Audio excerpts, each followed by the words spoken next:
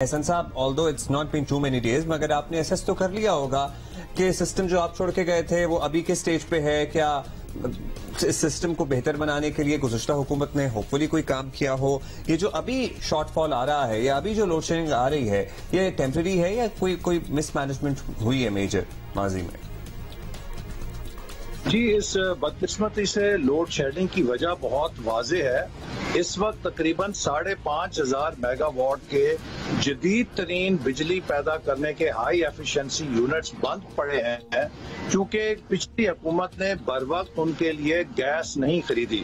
اور آپ کو پتا ہے کہ اسی طرح سردیوں میں بھی پاکستان میں بدترین گیس کا بحران تھا چونکہ حکومت بر وقت گیس خریدنے کے فیصلے نہیں کر سکی تھی. اور اب یہ پاکستان میں دوسرا سال ہے کہ گرمیوں کے اندر بھی شدید گیس کی قلت ہے چونکہ حکومت نے بر وقت گیس خریدنے کے معاہدے نہیں کیے.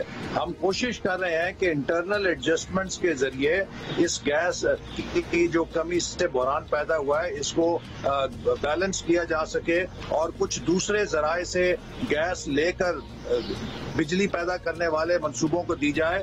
مئی کے مہینے میں امید ہے کہ انشاءاللہ تعالی صورتحال اس کے آغاز سے بہتر ہونا شروع ہو جائے گی. لیکن یہ جو موجودہ بحران ہے یہ ہمیں ورثے میں ملا ہے اور اس کی بنیادی وجہ یہ ہے کہ ہمارے پاس ایندھن نہیں ہے جو کہ جس سے ہم بجلی کے منصوبوں کو چلا سکیں.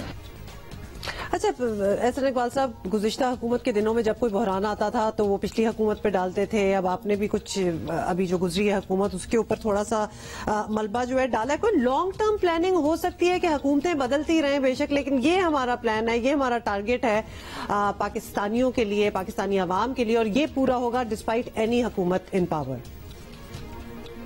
دیکھیے, بجلی کے ترسیل کے لیے اور پیداوار کے لیے لانگ ٹرم منصوبہ تو موجود تھا, لیکن اس وقت پاکستان میں جیسے کہ 2013 میں بجلی کے بحران کی یہ وجہ تھی کہ ہمارے پاس بجلی پیدا کرنے کی صلاحیت نہیں تھی.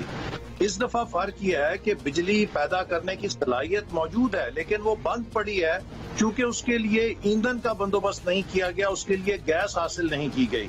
ہم انشاءاللہ تعالیٰ یہ جو پروکیورمنٹ ہے فیول کی اس کو سٹریم لائن کر رہے ہیں اور ہم امید کرتے ہیں کہ آئندہ یہ بجلی کا بحران نہیں پیدا ہونا چاہیے چونکہ پاکستان کے پاس اپنی ضرورت کے لحاظ سے پیداواری صلاحیت موجود ہے, لیکن صرف اس کو ہم بروئے کار اس لیے نہیں لا پا رہے کہ حکومت نے بر وقت گیس نہیں خریدی. اور گیس کے سودے جو ہیں یہ اوور دا شیلف نہیں ہوتے کہ آپ بازار سے جا کے اٹھا کے لے آئیں. اس میں کم از کم 3 سے 4 ماہ کا ایک پروسیس درکار ہوتا ہے جب آپ انٹرنیشنل ٹینڈر فلوٹ کرتے ہیں, اس کے بعد بڈز آتی ہیں اور اس کے نتیجے میں آپ کو پھر سودا ملتا ہے جو کارگو کا. اچھا, ابھی آپ ظاہر ہے گزشتہ حکومت کی کارکردگی بیان کر رہے ہیں کہ ان کی مس مینجمنٹ کی وجہ سے آج یہ دن دیکھنا پڑ رہے ہیں سب کو, لیکن عوام آپ کو پتا ہے نا بہت زیادہ دیر انتظار نہیں کرتے اور یہ اگر اسی طرح سلسلہ چلتا رہا تو اس کا غیظ و غضب جو ہے وہ آپ کو بھی سہنا پڑے گا. تو آپ کا کوئی ہے پلان حالات میں بہتری لانے کا؟ کب تک کچھ ایسٹیمیٹڈ ٹائم ہے آپ کے ذہن میں کہ بھئی ہمیں جلد از جلد کرنا ہے اب یہ سب کچھ؟ دیکھیے, میں سمجھتا ہوں کہ لوگ بتدریج بہتری دیکھیں گے, لیکن پاکستان کے عوام کو بخوبی علم ہے کہ پچھلے 4.25 سالوں کی جو تباہی کی گئی ہے اس کو درست کرنے کے لیے کچھ وقت لگے گا. لیکن بہرحال جب قوم دیکھے گی کہ ہم صحیح سمت میں جا رہے ہیں اور رفتہ رفتہ مسائل قابو میں آ رہے ہیں تو لوگ ہمارا ساتھ دیں گے. عمران نیازی صاحب کے جو 4.25 سال کی تباہ کاریاں ہیں مجھے کچھ کہنے کی ضرورت نہیں ہے. آپ کسی گھر سے جا کے پوچھ لیجئے کہ 2018 میں ان کا بجٹ بہتر تھا یا آج ان کا بجٹ بہتر ہے. وہ پاکستان کے ہر گھرانے کا جو بجٹ کا حشر کر کے گئے ہیں وہی حشر وہ پاکستان کے قومی خزانہ کا کر کے گئے ہیں. اس میں کوئی آپ کو اعداد و شمار کی ضرورت نہیں, افلاطون ہونے کی ضرورت نہیں. آپ کسی بھی گھر سے پوچھ لیجئے کہ آپ کا جو گھر کا بجٹ ہے وہ آج قابو میں ہے 4 سال کے مقابلے میں, وہ کہیں گے نہیں بے قابو ہو گیا ہے. یہی حشر ملک کے بجٹ کا انہوں نے کیا ہے.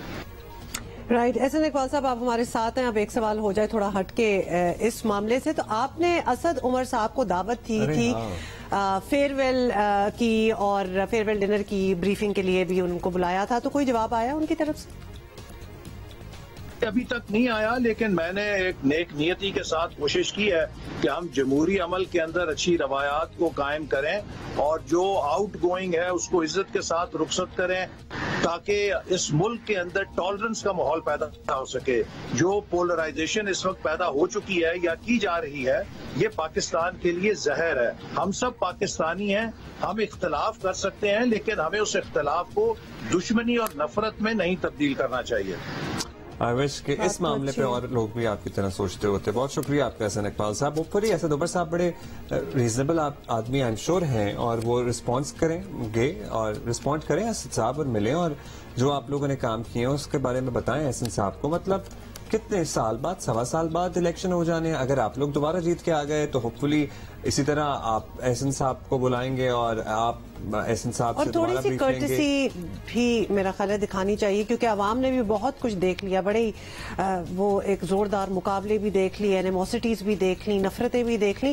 کچھ کرٹسیز بھی, کچھ ایٹیکیٹس بھی دکھا دیں تو بہت اچھا لگے کہ عوام میں جتنی ڈویژن ہے, پولرائزیشن سے تو اب ہم آگے چلے گئے ہیں. اب ہماری ڈویژن ہے, تفریق ہو چکی ہے پوری قوم میں. اور آفٹر آل جو آتا ہے مقصد تو یہ ہوتا ہے نا کہ عوام کے لیے کام کرنا ہے, تو پھر تھوڑی سی میرا خیال ہے کہ یہ کر لینا چاہیے. جو ہے نا اس کا خمیازہ کہیں ہمیں بہت نسلوں تک نہ بھگتنا پڑے, بس ہمیں یہ خوف ہے. اور دوسرا یہ کہ کبھی عوام کا غصہ اور یہ جو اندر فرسٹریشن ہے کبھی ٹھنڈی بھی ہونے دے, غصہ پرٹیکولر غصہ ٹھنڈی بھی ہونے دیا کریں کبھی.